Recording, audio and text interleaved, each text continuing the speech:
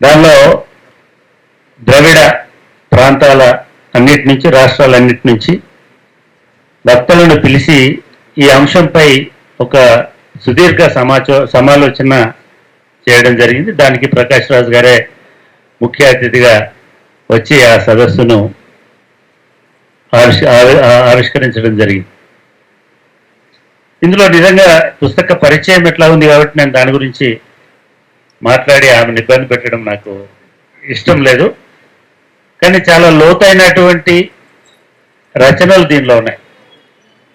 భాషా సాహిత్యాల నుంచి మొదలుపెట్టి చరిత్ర మూలాల నుంచి అదేవిధంగా వర్తమాన రాజకీయాల వరకు దక్షిణ భారతదేశం యొక్క విశిష్టతను ఆవిష్కరించినటువంటి పుస్తకం ద్రవిడ.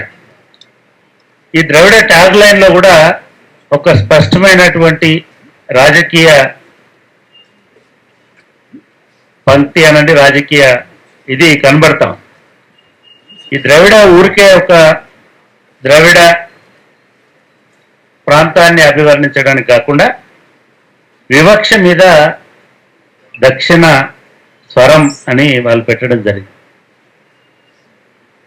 ఈ వివక్ష అనేది ఇప్పుడు ఇంకా ఎక్కువ మోతాదులో ప్రకాష్ రాజ్ గారు చెప్పారు, ఉత్తర కుమారులు ఎక్కువైనారు కాబట్టి ఇవాళ ఉత్తర భారతదేశం అనేది దక్షిణ భారతదేశాన్ని పూర్తిగా కబలించేటువంటి ప్రయత్నం జరుగుతుంది.